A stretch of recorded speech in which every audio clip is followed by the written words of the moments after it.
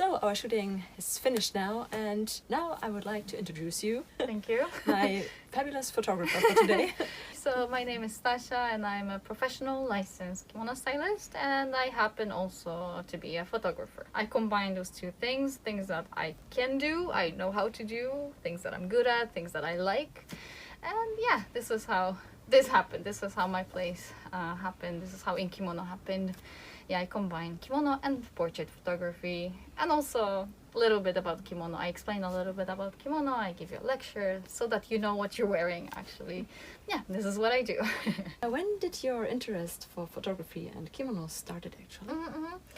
Those two things were separate at first, okay? So I started doing photography, mainly street photography. I started doing street photography in 2016. It started as a hobby, but it got serious. I did photography work for Kidding, the beer company. I did photography for Google or Dove. So I was doing that, and almost at the same time, but a little late. It started a little later. So from the beginning of 2017, I started attending kimono classes.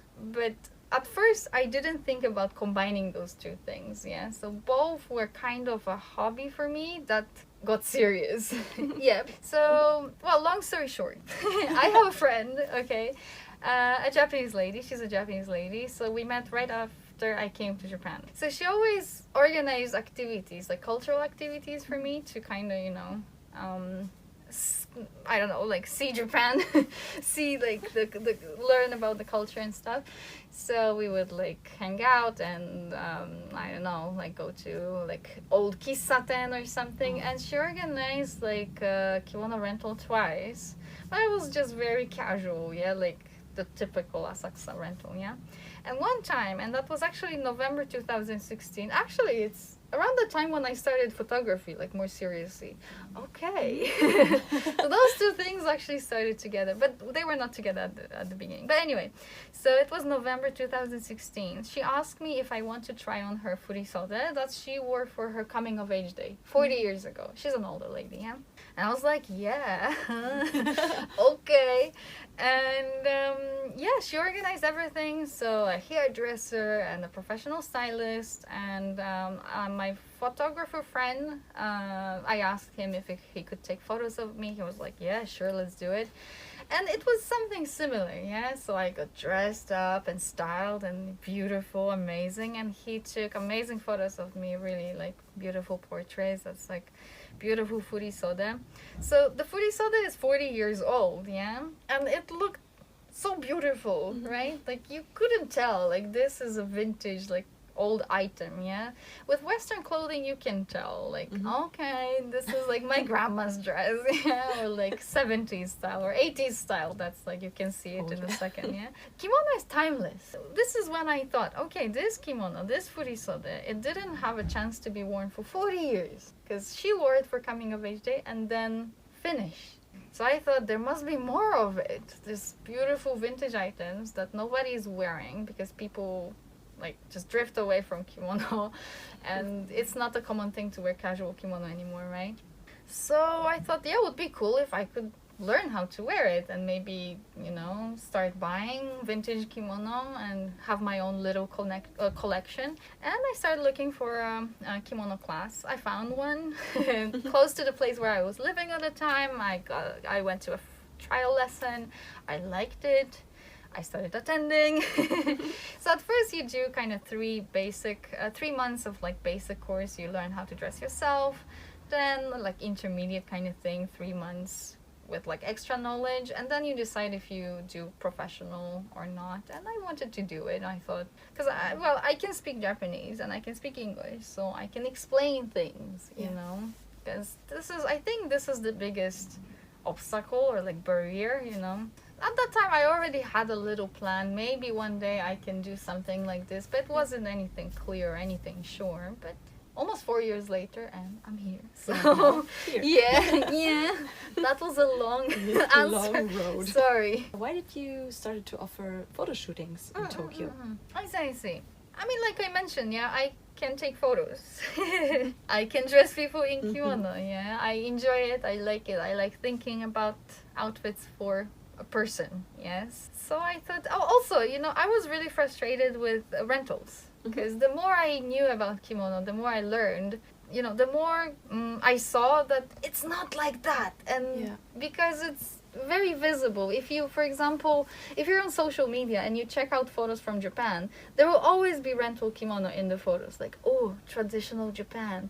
I'm like, no, it's not that. It's not how it works, you know? So I was really frustrated. So I wanted to show it to people and maybe explain, maybe, you know, have people interested in kimono.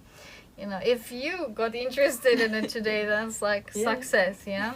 So yeah, I just wanted to do it in like the most authentic way, and that's also connected to just my own like lifestyle philosophy. I think that people produced enough items. I reuse them, I gather them, I take care of them, I do proper maintenance, and I use them so that they have a new life. So yeah, and with kimono it's just perfect, you know. Kimono was made to be worn by generations. So yeah, this is why I decided to offer what I do, to do what I do. Yeah, connect everything that I want to do, connect everything that I think is right, like do it my own way. So we have a sit down and talk time. Yeah, I know sometimes it can get long, but you know, you learn something, so you understand what you're wearing, you know how it works, and then, you know, you have a nice memory from the day. Your portrait photos, which are nice, so and a lot of knowledge, especially. So yeah, this is why I decided to do it. Yeah. What is your favorite kimono style? Yeah, maybe you should take a look at this shelf. This is like all my favorite kimono. I like patterns that would probably be like 70s kind of style. You know, that's the aesthetic. I like it. You know, like all the James Bond movies. I like this aesthetic, and I think this is what I'm looking for in kimono. I like traditional outfits with a twist. I don't make them look like too funky or too flashy, because it's just not my personality, but I like to do it properly, traditionally, but with something extra, maybe hairband, maybe boots, maybe like a belt instead of a bijima. I like that.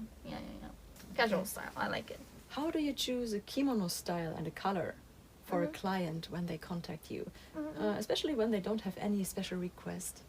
Yeah, it happens. Like, I have no special requests, I leave it up to you, but it's very difficult. In that case, it's very difficult, so I will contact them. Everyone has a preference. Yes. Everyone has a preference. So I will ask you, do you prefer big, heavy, busy patterns? Do you prefer something simple, something delicate? Do you like pastels? Do you like neon colors? Do you like mute colors? I like mute colors, for example, Do you want something modern, casual, funky, or maybe not? Maybe traditional, maybe something formal, Little by little, I get the information that I need, and then I prepare something. Sometimes I prepare a few different options, Usually kimono stays, like it's a base, a different obi, so I show options. How about this style? How about this style? Depends also how you feel on the day or something, something like that. There are colors that people don't like at all, like very strong preference, like I hate purple, don't do purple. So then I know, okay, no purple, but this is how it goes. I ask some extra questions, this is how I choose it. And it goes well. I do a lot of checking on social media, so be ready. Be ready, I'm gonna check that. So I had a really great time today. I thank you so much for today. Thank you. You chose such a great color, all the details. I'm still completely speechless. It was a lot of fun, and you teach us so many things. So thank you so much for today. Thank you very much. It was a great day. This was my video about my photoshoot day with InKimono. I hope you got many nice impressions and got interested to book a photoshoot by yourself and check out this great experience. Some of you asked which plan I booked and how much I actually paid. I booked the individual plan on a Saturday, plus makeup, plus hairstyling, for 44,000 yen in total. As I mentioned before on Twitter several times, this price is absolutely okay for all the service you get. Check out the InKimono link in the video description if you're interested, and this might be a nice thing for your to-do list during your next travel to Japan. thanks to Marina, who was my filming support today. You did a great job, thank you so much. Leave a thumbs up if you liked the video and subscribe to my channel if you want to see more videos from and about Japan. See you in my next video then. Bye! This was my video about my foot. This was my video.